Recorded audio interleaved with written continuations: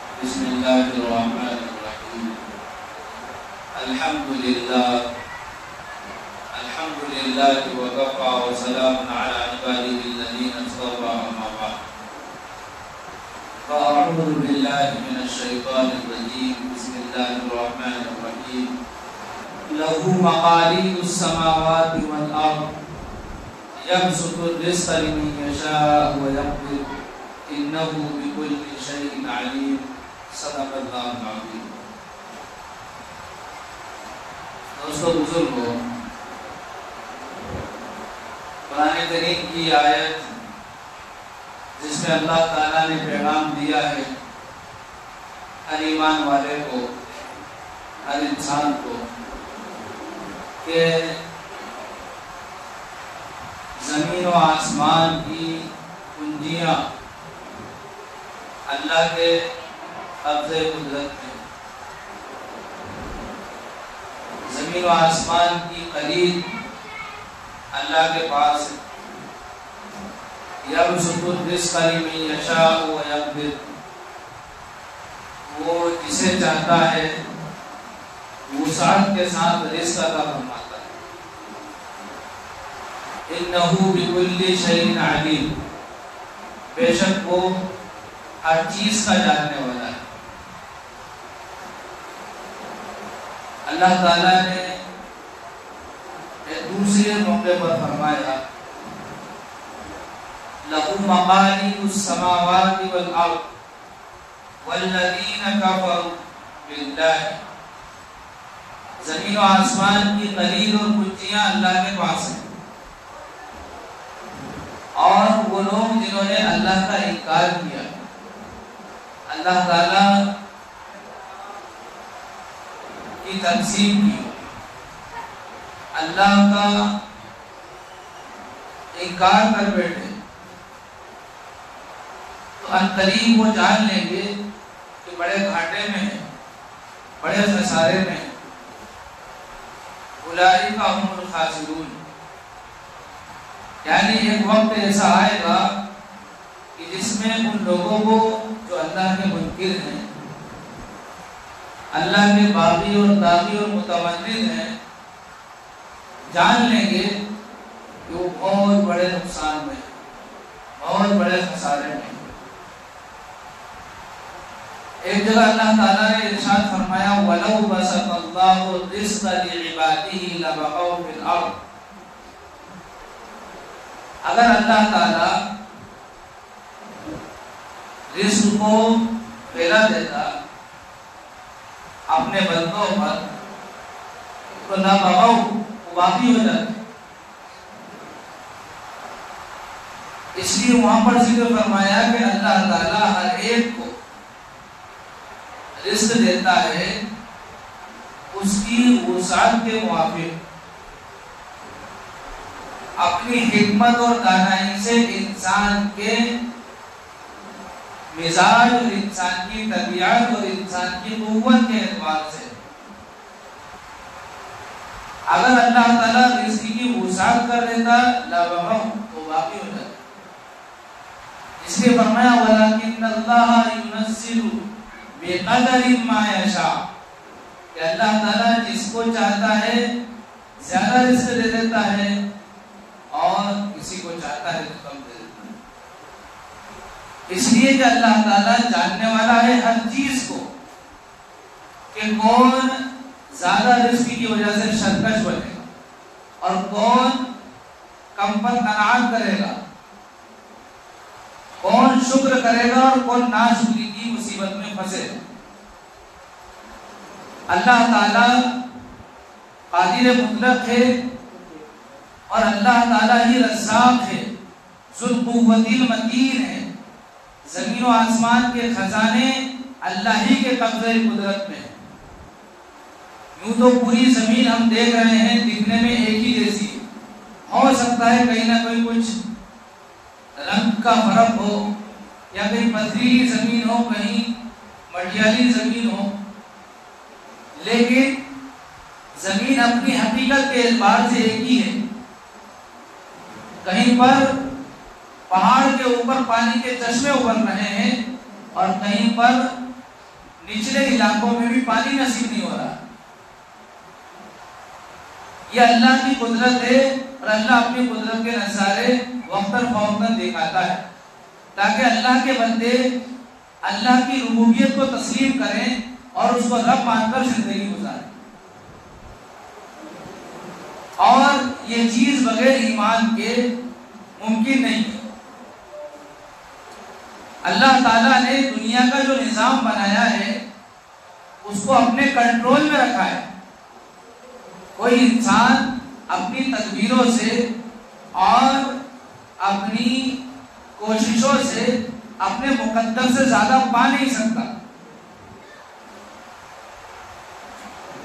انسان اس بات پر بھی عبور حاصل نہیں کر سکتا, اس بات کی تحقیق بھی نہیں کر سکتا کہ اس کے مقدر میں کیا لکھا ہے.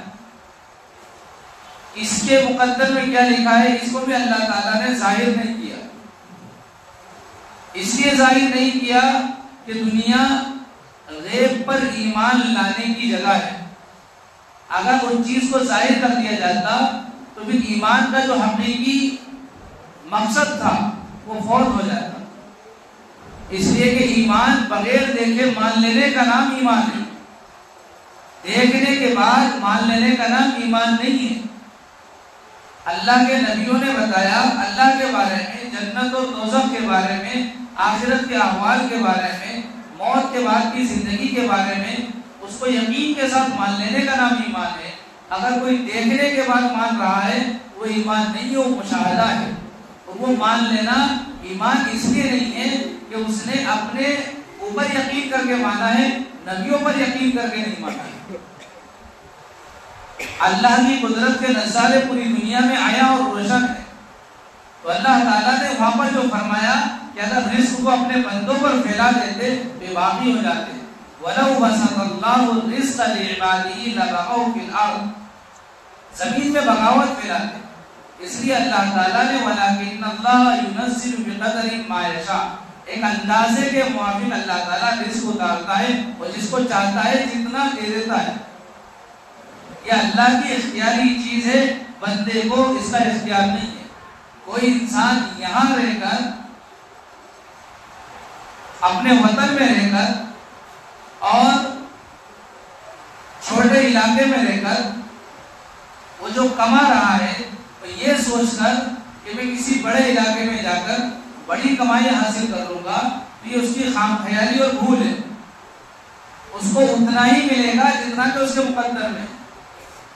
انسان اپنے رزق کی تلاش میں دور دراز علاقوں کا سفر طے کر لیتا ہے, دور دراز علاقوں تک پہنچ جاتا ہے, لیکن وہ بھول جاتا ہے کہ جو اللہ مجھے یہاں رزق دے رہا تھا وہی اللہ مجھے وہاں بھی رزق دے رہا. جب انسان کی نظر اللہ سے ہٹتی ہے, انسان کا یقین اللہ کے تعلق سے کمزور ہوتا ہے, تو پھر انسان تدبیروں کے چکر میں اور دنیاوی مشاہدات کے چکر میں اور دنیاوی تجربات کے پیچھے پڑتا ہے اور اس طرح سے وہ اپنی آخرت برباد کرتا ہے. تو تجربات معیار نہیں ہے, تجربات کامیابی میں معاون ثابت ہوتے ہیں لیکن تجربات کو حصول کا درجہ نہیں دیا جا سکتا. آج انسان تجربات کی روشنی میں, تجربات کی دنیا میں اتنا آگے بڑھ گیا ہے کہ تجربات ہی کو اس نے دین سمجھ رکھا ہے. تجربات کا نام دین نہیں ہے. کسی انسان نے کسی چیز میں کوشش کی, محنت کی اور کسی نتیجے پر پہنچ گیا, اب اس کو اس چیز کا تجربہ حاصل ہو گیا ہے.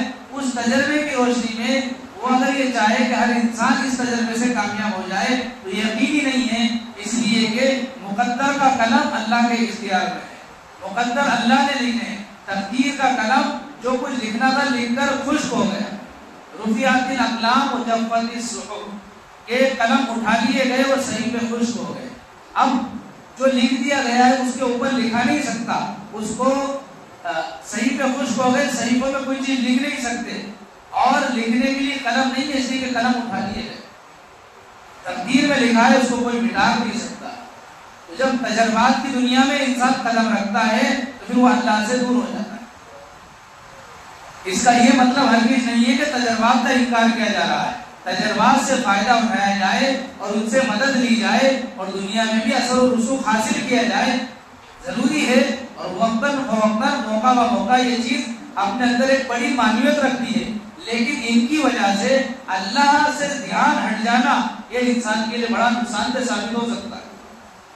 جیسا کہ دنیا میں ہم دیکھتے ہیں کسی نے دنیاوی اعتبار سے کچھ تجربات حاصل کیے ہیں اور دنیا میں اس نے بڑا اثر و رسوخ حاصل کر لیا ہے، تو وہ اب ان تجربات کو اتنی زیادہ اہمیت دے دیتا ہے کہ بعض دفعہ اللہ کی طرف دھیان جاتا ہی نہیں، اور ایسے لوگوں کی تعداد اس دنیا میں زیادہ نظر آئے گی۔ کیوں ہو رہا ہے؟ اللہ سے نظر کیوں ہٹ رہی ہے؟ اس لیے کہ ہم تقدیر کو بھلا چکے ہیں، ہم اس چیز کو بھول چکے ہیں کہ تقدیر اللہ نے لکھی ہے، جتنا لکھا ہے اتنا ہی ملے گا، مقدر سے زیادہ ملے گا نہیں۔ اگر انسان کو اس بات کا یقین ہو جائے، اس بات کا دھیان اور اس بات کا استحضار انسان ہر وقت کرنے لگے، تو پھر انسان اللہ کا باغی نہیں بنے گا۔ اور پھر اس آیت کو یاد دلاتا ہوں، وَلَوْ وَسَطَ اللَّهُ الرِّزْقَ لِعِبَادِهِ لَبَغَوْا فِي الْأَرْضِ، اگر اللہ تعالیٰ اپنے بندوں کے لیے رزق کی وسعت ادا کر دیتا لَبَغَوْا فِي الْأَرْضِ، تو یہ زمین میں باغی ہو جاتے۔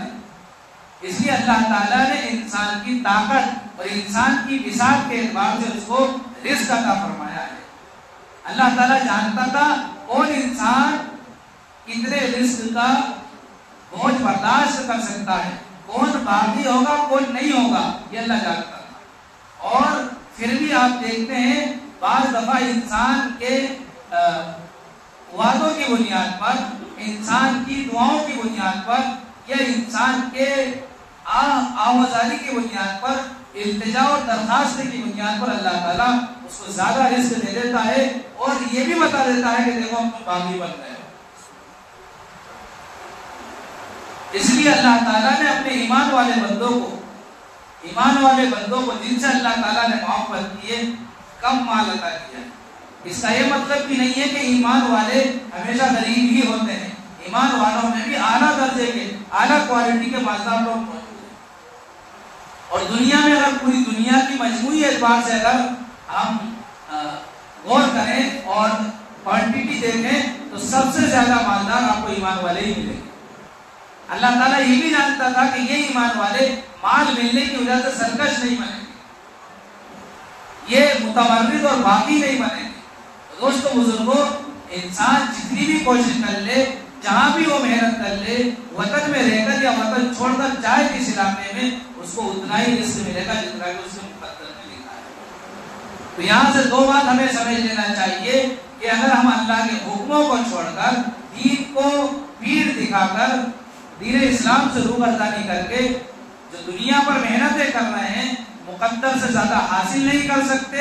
اور یہ بھی یاد رکھ لیں کہ اگر کسی سے حسد رکھ رہے ہیں، کسی سے جلن رکھ رہے ہیں، کسی پر چڑ رکھ رہے ہیں کہ یہ ترقی کیسے کر رہا ہے، تو اس کو اللہ تعالیٰ نے رزق دیا ہے، اس کے مقدر میں جو لکھا تھا وہی اللہ نے اس کو دیا ہے۔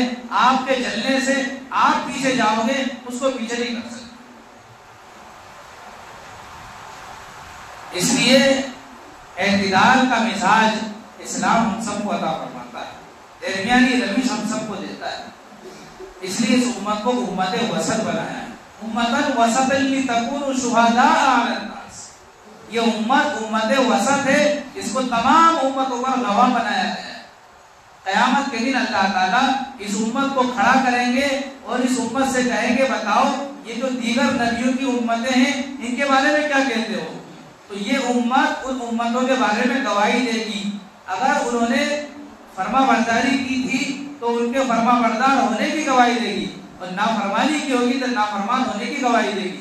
وہ امتیں ان سے کہیں گی اس امت سے کہ تمہیں کیسے پتا ہے، تم تو ہمارے بعد میں آئے تھے۔ تو یہ امت کہے گی کہ ہمیں ہمارے نبی صلی اللہ علیہ وسلم نے بتایا تھا، پچھلی امتوں کے حالات بتائے تھے، ان کے واقعات ہمیں سنائے تھے، اور قرآن جو جیتا جاگتا پیغام ہے، ہدایت نامہ ہے جو قیامت تک اس امت کے لیے دیا گیا ہے، جو تحفہ ہے اللہ کی طرف سے، اس میں ہم نے پڑھا تھا کہ کس امت نے کس نبی کی نافرمانی کی، اس لیے ہم گواہی دے رہے ہیں۔ تو یہ امت وسط ہے، اس امت کو دیگر امتوں پر گواہ بنایا گیا ہے۔ اور اس لیے بات تو یہ لمبی ہے، مختصر ذکر کرتے ہوئے کہوں گا کہ اس امت کے اللہ تعالیٰ نے اس امت کے لیے یہ اصول رکھا ہے کہ اس امت کا ہاتھ بھی گواہی دے گا، پیر بھی گواہی دے گی، ران گواہی دے گی، خود اس کے پورے اعضاء اس انسان کے خلاف گواہی دیں گے۔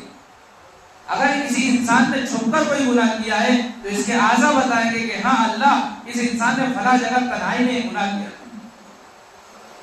یہ انسان اس وقت باولا ہو جائے گا اور اپنے اعضاء و جوارح کو یہ برا بھلا کہے گا, کم وقت تمہاری لذت کے لیے تو میں نے گناہ کیے تھے, آج تم میرے خلاف ہو گئے. تو یہ اعضاء بولیں گے کہ اے انسان, جس اللہ نے تجھے بولنے کی صلاحیت دی ہے اسی اللہ نے ہمیں بولنے کی صلاحیت دی ہے. ہم مجبور ہیں آج ہمیں وہی بولنا پڑے گا جو ہم نے کیا ہے. دنیا میں انسان, یہ امت وسط ہے, تمام امتوں پر گواہ ہے. اگر اس امت کی یہ حالت ہوگی تو اس سے نبی کو بڑی پریشانی ہوگی, نبی کو بڑا درد ہوگا, بڑی تکلیف ہوگی. اس لیے نبی کا سچا امتی وہ ہے جو نبی کے طریقوں پر زندگی گزارے. اللہ کا مخلص بندہ وہ ہے جو اللہ کے حکموں پر زندگی گزارے. ورنہ دوستو بزرگوں, آج دنیا کی چھوٹی زندگی جس کو ہم نے دنیاوی اعتبار سے مقصد بنا رکھا ہے اور اس مقصد کے لیے آخرت کو بلا رکھا ہے, یاد رکھیے دنیا بھی ہمارا ساتھ چھوڑ دے گی اور دنیا میں جو محنت ہے ہم اپنی منمانی کی کر رہے ہیں, اللہ کو ناراض کرتے ہوئے کر رہے ہیں, یہ محنتیں ہمیں رسوا کر دیں گی قیامت کے لیے. اور جن لوگوں کے لیے, جن اولاد کے لیے اور جن بیوی بچوں کے لیے اور جن دنیا والوں کے لیے محنت کر رہے ہیں, یہ بھی ہمارا ساتھ چھوڑ دیں, یہ بھی ہمارا ساتھ چھوڑ دیں. اگر یہاں پر اگر کوئی اشکال ہو سکتا تھا تو کافرین اور مشرکین یہ اعتراض کر سکتے تھے کہ پتھر بھی نہیں بول سکتا ہے کیا. اللہ تعالیٰ نے ان کے بارے میں بھی فرما دیا کہ یہ جو مشرکین جن بتوں کو پوجتے ہیں, جن پتھروں کو پوجتے ہیں, ان پتھروں کو ایندھن بنایا جائے گا. ان پتھروں کے ساتھ ان پوجنے والوں کو بھی جہنم میں پٹکا جائے گا. پارہ نمبر 28 کے اندر صفحہ نمبر 20 میں اللہ تعالیٰ نے بات ارشاد فرمائی ہے, ان پتھروں کے ساتھ پتھر پوجنے والوں کو بھی ڈال دیا جائے گا. تو یہ پتھر بھی ان کے خلاف ہو جائیں گے. جن کو یہ شریک کرتے تھے وہ شریک بھی کہیں گے کہ ہم ان کے شرک سے بری ہیں, ہم نے نہیں کہا تھا کہ تم ہمیں شریک کرو اللہ کے ساتھ, ہم نے نہیں کہا تھا کہ ہمارے مزاروں پر آ کر تم مانگو, ہماری قبروں پر آ کر تم سوال کرو. یہ پتھر بھی کہیں گے کہ ہم نے نہیں کہا تھا اللہ کہ تم ہمیں پوجو. یہ بھی خلاف ہو جائیں گے, کوئی کام نہیں آئے گا. جب یہ مردہ مخلوق اس دن بول اٹھے گی, یہ اعضاء جو دنیا میں نہیں بولتے یہ بول اٹھیں گے, تو پھر یہ انسان جس کے لیے انسان پوری تبودو کر رہا ہے, پوری جدوجہد کر رہا ہے, پوری صلاحیتیں اور توانائیاں خرچ کر رہا ہے, یہ کیوں اس کے خلاف نہیں ہوگی؟ یہ تو بدرجہ اولا اس کے خلاف ہوگی. اس لیے بزرگوں, عقل مند انسان وہ ہے جو اپنی آخرت کو یاد رکھے. عقل مند انسان وہ ہے جو اپنی آخرت کو یاد رکھے, اپنے نفس کا محاسبہ کرے اور مرنے کے بعد جو زندگی آنے والی ہے اس کے لیے تیاری کرے. دعا کرتے ہیں اللہ تعالیٰ سے کہ اللہ تعالیٰ ہم سب کو آخرت کی تیاری کی توفیق سے نوازے. آمین. وآخر دعوانا میں جوڑ کب سے 24 گھنٹے آنے والی 6 تاریخ کو ملڈائے میں اثر سے اثر تک کا جوڑ ہے. 6 کی اثر کو جانا ہے 5 7 کو اثر تک, 6 کی اثر سے 7 تاریخ کی اثر تک ملڈائی کے اندر مدرسے میں جوڑ ہے. جماعت میں نکالنے والے لوگ بھی حاضر ہوں اور جو نہیں جا سکتے وہ شرکت کے لیے حاضر ہوں. باہر سے بزرگ لوگ آتے ہیں, دلی سے بھی آتے ہیں, بھوپال سے بھی آتے ہیں, بڑا مجمع ہوتا ہے نیک لوگوں کا, بزرگوں کا. شرکت کے لیے بھی آپ اگر جماعت میں جانے کی ترتیب بن جائے تو بہت اچھی بات ہے.